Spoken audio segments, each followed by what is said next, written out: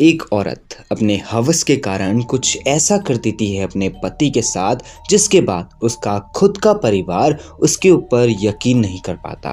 27 नवंबर 2017 तेलंगाना के कुर्नूल नाम के डिस्ट्रिक्ट में एक प्राइवेट हॉस्पिटल में सुबेरे के वक्त एम्बुलेंस आकर के रुकती है। उसमें से एक औरत उतरती है जिसका नाम रहता है स्वाति रेड्डी। वो अपने पति को लेकर के उस हॉस्पिटल के अंदर जाती है और ये बताती है कि उसके पति के चेहरे पे किसी ने पेट्रोल फेंक दिया है और आग लगा दी है। नाउ डॉक्टर उसका ट्रीटमेंट शुरू करते हैं। वो बताते हैं कि उसके चेहरे में कुछ ज्यादा ही घाव है, जिसकी वजह से उन्हें उसकी प्लास्टिक सर्जरी करनी पड़ेगी। नाउ जो उसका पति यानी कि सुधाकर रेड्डी था, वो काफी अमीर बिजनेसमैन था, जिसकी वजह से पैसों की कोई कमी नहीं थी। उसकी फैमिली जो रहती है वो प्लास्टिक सर्जरी के लिए मान जाती है।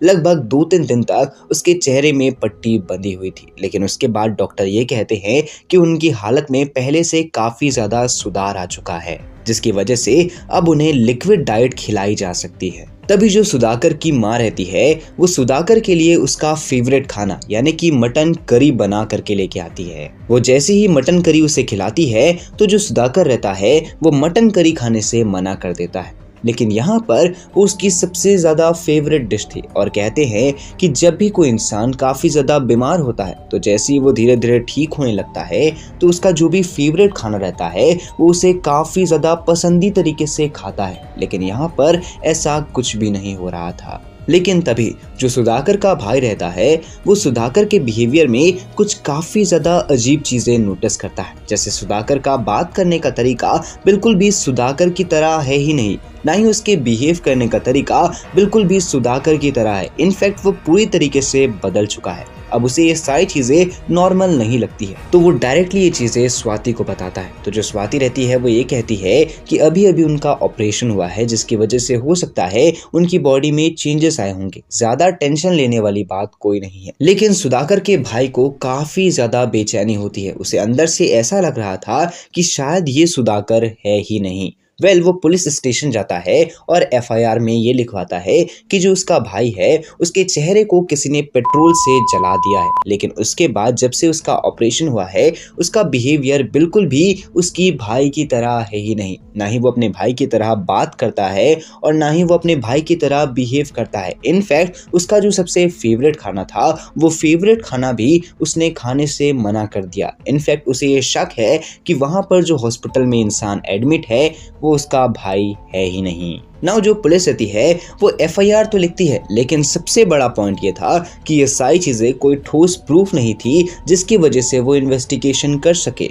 जो पुलिस रहती है वो सुधाकर के भाई को ये कहती है कि जैसे तैसे करके अगर तुम वो इंसान के फिंगरप्रिंट ला लेते हो तो हम बायोमेट्रिक सिक्योरिटी के द्वारा ये पता लगा लेंगे कि वो इंसान हकीकत में तुम्हारा भाई है या फिर नहीं। नाउ जो यहाँ पर सुधाकर का भाई रहता है वो जैसे तैसे करके वो हॉस्पिटल में एडमिट सुधाकर का फिंगरप्रिंट लेकर के आता है। नाउ जो पुलिस रहती है वो उस फिंगरप्रिंट के द्वारा सारे डिटेल्स निकालती है, तो पता चलता है कि हकीकत में वो इंसान सुधाकर है ही नहीं, बल्कि वो इंसान तो कोई और है। इसी बीच में जो स्वाति रेड्डी रहती है उसे अरेस्ट कर लिया जाता है। उसे इंटरोगेशन कही जाती है, उसे स्टार्टिंग में पूछताछ कही जाती है, लेकिन वो कुछ भी चीजें बताने के लिए राजी ही नहीं थी। लेकिन जैसे जैसे समय बीतता जाता है उसे ये समझ में आ जाता है कि अब वो अपने सच को नहीं छुपा सकती। वो ये बताती है कि सुधाकर रेड्डी और उसकी शादी 2014 में हुई थी, जिसके बाद वो नर्स का काम करती थी और उनके 2 बच्चे थे। सब कुछ अच्छा चल रहा था,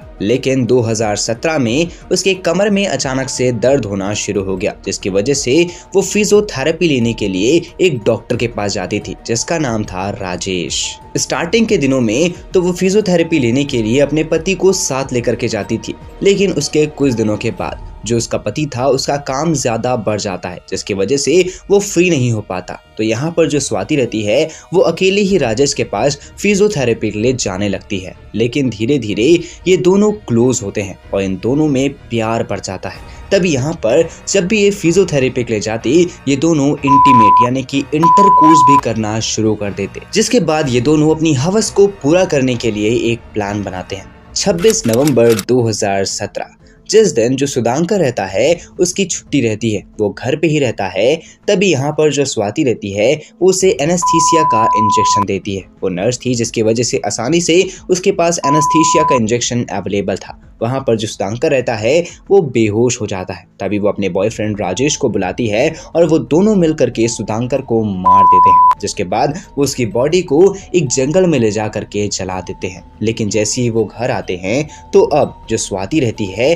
वो राजेश के फेस में एसिड डालती है, जैसे कि उसे ऐसा लगे कि उसका फेस जल चुका है। और उसके बाद वो उसे दूसरे दिन हॉस्पिटल लेकर के पहुंचती है। और जैसे ही वो हॉस्पिटल जाती है तो वो वहां पर राजेश का नाम राजेश के नाम से नहीं बल्कि सुधांकर के नाम से लिखवाती है, यानी कि उस वक्त वो उसे अपना पति बना लेती है।